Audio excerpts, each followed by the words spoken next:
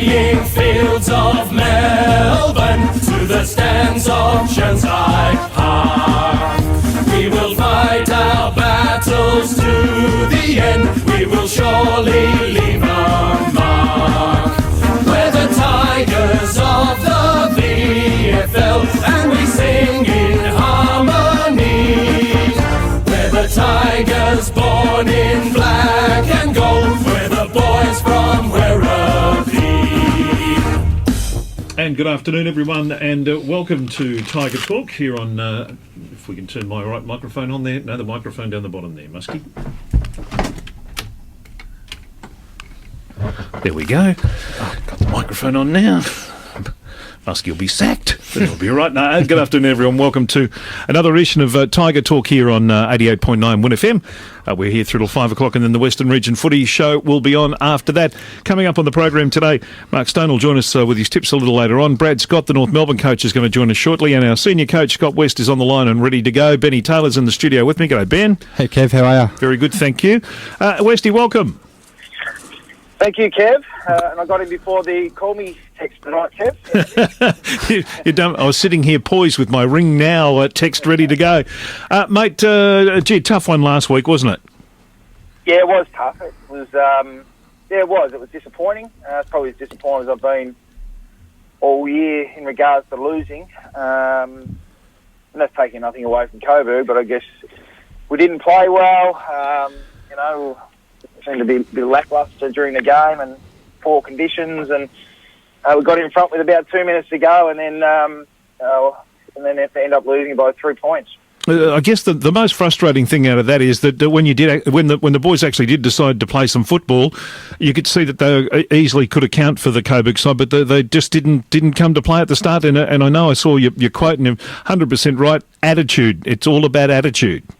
It is, and that's something that you can't coach. You can talk about it, but it's not a skill that you can train. It's not a skill that you work on during the week on the track. It's something that you bring to the game. And unfortunately, the nature of the beast is you get to choose your attitude. And unfortunately, we didn't have an attitude for the contest early in the game. And we kicked against a fairly strong breeze in the last quarter and ended up kicking 5 goals really quick, and we spoke about it 3/4 time about just playing on and taking risks, and I think we were about a goal down or a couple of points down not long into that last quarter, so we actually had to change the message, as in to have a little bit more control in the game and make sure that we held on to the footy a bit, but obviously it wasn't to be in the end. Westy, when the attitude isn't right at the start of a game, is that when you rely on your leadership group on the field to actually take the game by the scruff of the neck? Was that lacking too? I think so. Yeah, I think across the board it was lacking, but I think we've got a group experienced enough that we shouldn't have just to rely on the leaders, but obviously we needed to take control. But it's something that you can really take care of yourself. Your attitude you want for the contest. Yep. As I said to the players after the game, you mightn't be having the best days. It might be the conditions that you're ideally suited to, or or the likes. But you can have a contest. You can run, you can chase, and you can use your voice to communicate and all those sort of things. And that it just wasn't there until the last quarter. And I guess, Westy, the pressure, too much easy ball in that first 3 quarters. They really did dominate just about every facet of the game, apart from the tackle count, which, said that we were second to the ball and couldn't get our hands on it. Well, the tackle count, indicated we were second on the ball on the weekend, but we actually out-tackled Casey the week before. So sometimes the tackle count can lie, but on the weekend, all the KPIs for the game with possessions inside 50s, it certainly favoured Coburg. And as I said, I can't discredit Coburg because obviously they played really well. And the ladder position in the VFL means nothing these days. I think 5 of the top 6 teams got beaten by teams below, and Coburg or Richmond have got a really strong list at the moment with lack of injuries with their senior list, and we lucked out a little bit because they played their game at 1:10, which means their carryover, Shane Tuck, managed to get back to Coburg City Oval for the game. So everything sort of went against us on the day. But that's 1 week in footy, so hopefully we can bounce back this one. And a big one, this one, North Ballarat, they're just outside the 8 at the moment, and obviously with Fitzy as their coach, they're a side that used to success and expect success, and they've sort of come from the clouds this season. Yeah, they are. They're a proud club and a very strong club, and obviously it's always a challenge any time you've got to go on the road. So, they're well coached and well drilled, so hopefully we're better coached and better drilled, because it's going to be a tough game, and obviously a unique situation whereby Kangaroo players coming up against each other intra-club style. So that's always another added extra to the game, and again, talk about attitude, and you talk about how players handle different scenarios in footy, and some guys will be playing against their really good mates, and not that they're all not good mates, but some are closer than others. So. Sometimes that can be difficult, and some players don't handle it, so we'll see what happens. Westy, an unusual incident in the VFL last weekend during the North Ballarat and Frankston game, where Frankston had 19 players on the field. There was a head count halfway through the game. Are you going to make sure that you got the rotations right this week and got the 18 players on the ground only? Well, yeah, it was an unusual situation. I watched that game because for forward scouting for this weekend. And, I knew it was sort of around about just after three-quarter time. I think they started with 19 on the ground after the break, which can easily happen if some players are confused on what's going on, and often there might be a late change, and coach might forget to tell the players. So I was watching for it, and in the background of the centre bench, you can only see 4 Frankston blokes on the bench. So obviously there was one extra, but look, it get very hectic down there on the bench at times with rotations, players coming on and off. So obviously we've got Doug Brown monitoring that for us on the bench. So hopefully it doesn't occur. And can you tell me what happened? Did they lose their score? Or yes. Yeah, they did. Yeah, they lose their score at the time. 5 goals, 8 it was. 5 they lost. So they stiff to lose them by 3 points. Yeah, they were. So, look, I'll make sure that the head count on the bench. Absolutely. Ben McKinley's 50th game on tomorrow as well. A good milestone for him, and great to have him back. It is. He's a great guy, and obviously one that's endured the ups and downs of AFL footy, obviously coming back to Werribee. Been back for the last 6 or 7 weeks and been terrific, just a really enthusiastic guy around the players. And, I think in that mid-year sort of doom and gloom of winter, to get a guy inject his enthusiasm and experience back in the team has been really helpful. Absolutely. Good on you, Westy. We'll let you get back to the Strathmore under-10s and do a bit of a head count with them. And we'll look forward to a good game tomorrow on ABC TV between the Werribee Tigers and North Ballarat. Thanks, guys. Scotty West, our senior coach, joining us there. Let's have a look at the teams for the weekend as named in the paper today. The seniors are Sherlock, Ferrito and Wilson. Halfback line, Sirakowski, Kennedy and McMahon. The centre line, McKinley, Gisberts and Wright. Half-forward line, Costello, Warren and Greenwood. The followers, Cameron, that's the 23rd player, the forwards, the 23rd player from the Geelong Falcons who's playing with us this weekend. Dorr and Harper in the ruck, Big Curry, McGuinness and Benny Ross, and the interchange from Mather, Moore, Sotomarco, Meredith, McDonald, Warmold, Clouston, Brown, and that's Benny Brown, and Adam Marrick. Now the development squad, which obviously has all those interchange players named in it, is Warmold, Fairley, Meredith, Ruggles, Wales, McDonald, Marrick, Moore, Sotomarco, Spate, Clouston, Davis, Will Sullivan, Brown, Mather, Fort, Bolton and Larissy. The interchange from Ashland, Brown, O'Shea, Isles, Purton Smith, Jones, Lang, Kershaw, Henderson and Zumbo. You didn't get a game this week, Kev? No, I missed out. I must be the only person on the club who missed out. I think it's me, Stewie Ballack and Mark Penaluna are the only ones who've missed out on getting a game. Oh, and Janelle in the office, she might have missed out as well. Yeah.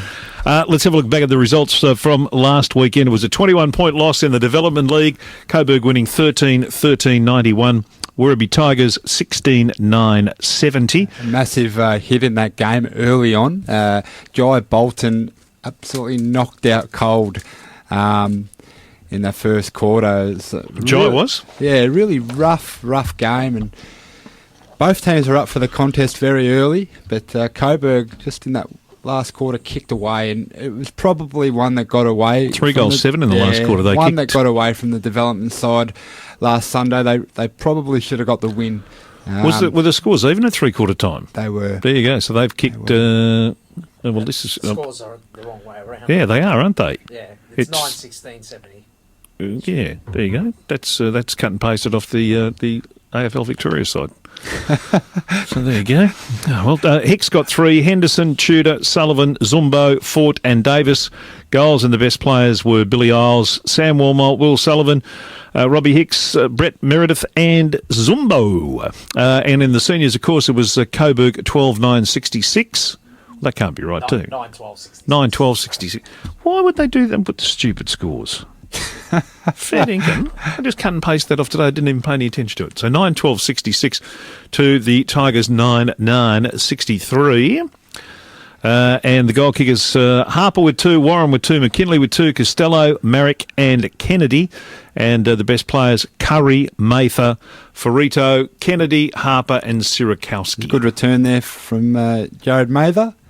Yeah, we had Jared on the show, obviously, last week. Starting to find some form, which is good. And Michael Ferrito last week, really fitting into the back line, after a long stint out of the Werribee side, obviously playing at senior level, did really well as well. So, yeah, look, we've got a massive challenge tomorrow down at North Ballarat. As you said before, Kev, they're a pretty proud club, the Roosters, and they're all about success, and Gerald Fitzgerald will have them up and about, and they've got a sniff for the finals now, so we have to be on our game. That win last week certainly gave them that, didn't it? Yeah, look, and I don't know, is Jared Moore back tomorrow, Kev? The Bulldog? Yeah. Sat last week out, a late withdrawal, but... judging by this, no. Yeah, should have asked Westy. He was no, hang on, sorry. He's named on the interchange there, Moore. Yeah, so he's named on the interchange. I would imagine if he's named, he's playing. Yeah, he was a big loss for us last week, and just that pressure through the midfield. And, we had Sammy Wormold and Brett Meredith out of the team last week as well. So, plenty of options and a lot of competition for spots at the moment, which is both development and senior level, which keeps everyone on their toes. Now, hopefully, Brad's got to join us shortly. But let's have a look at the ladder in the seniors. It sits like this at the moment on 44 points. Geelong in second spot on 36 points. Casey Scorpions. Port Melbourne, after their big win last week over Willie, are on 34 points. That was a huge 4-point game for those two sides, because it puts Willie into fourth spot on 32 points. Box Hill Hawks are in fifth on 32. Not that much percentage difference between Willie and Box Hill now, just 7% difference. Then, of course, in sixth spot, we're on 32 points. Our percentage is 24 away from Williamstown. Then in eighth spot at the moment is the Northern Blues on 24. They're ahead of North Ballarat by 4%, equal points.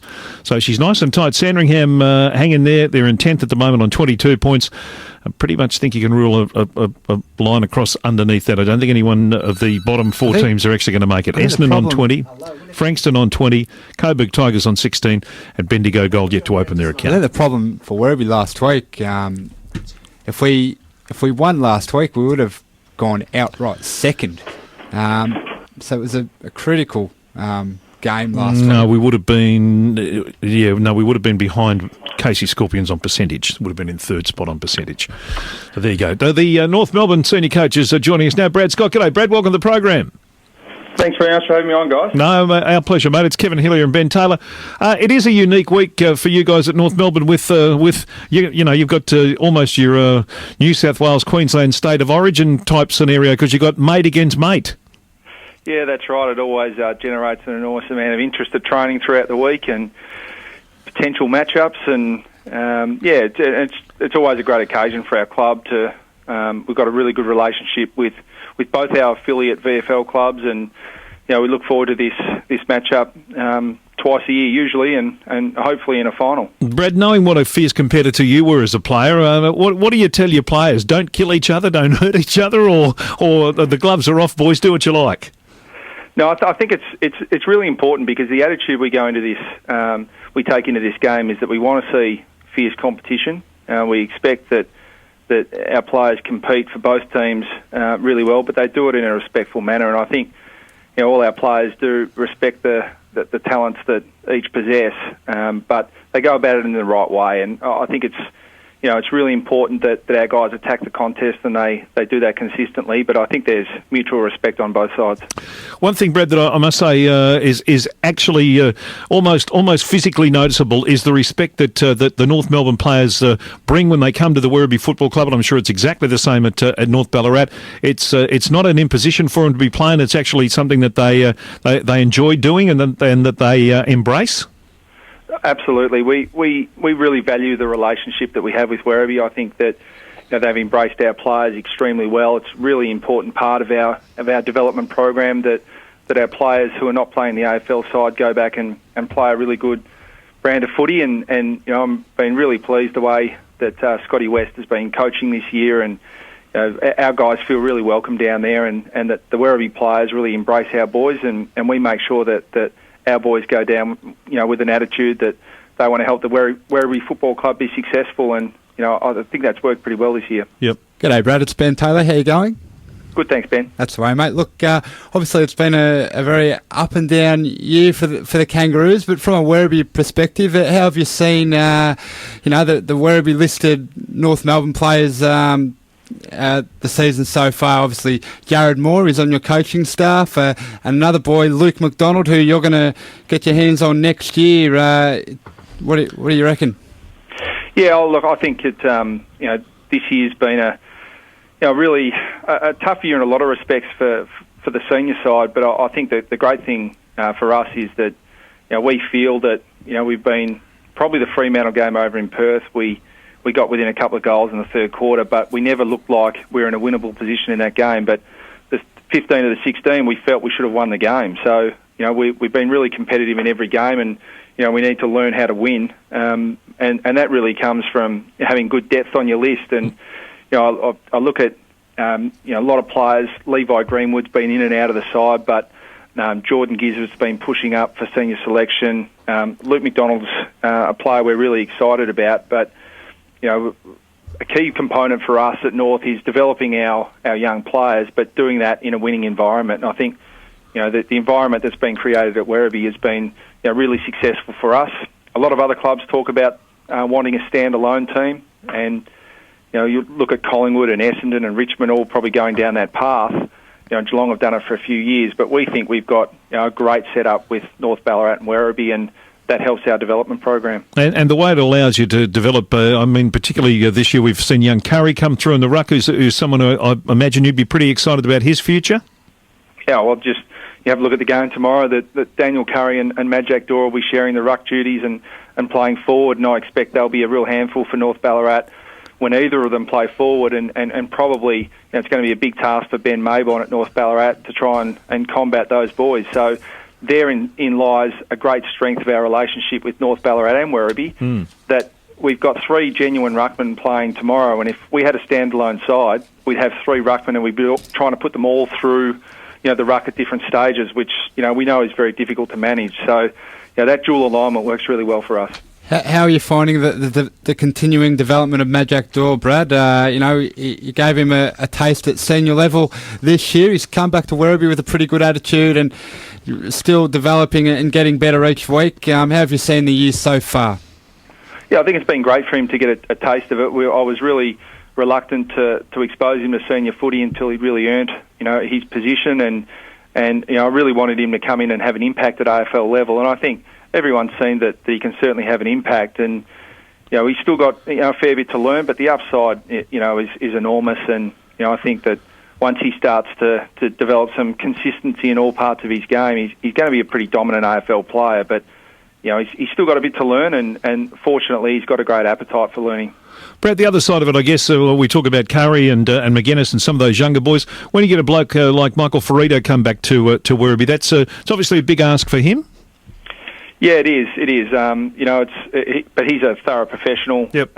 Michael, he's been a 200 game player for our football club. In a lot of ways, he personifies what North Melbourne's about, and he's a highly respected person around our footy club. And he's struggled with a few injuries this year, and and that's probably affected his form. But it's unique for us because we've got a 200 gamer in Michael Ferrito and a 100 gamer in Scott McMahon, both playing in defence for Werribee tomorrow. So, that's it's tough in a lot of ways for them, but they're quality competitors, and they'll certainly help Werribee tomorrow. But I think they've both still got a lot to offer North Melbourne in the future. Yeah, absolutely. Brad, we appreciate your time, mate. Thank you very much for calling, and good luck to North Melbourne. Obviously, tomorrow we're with the North Melbourne boys and the Werribee Jumpers.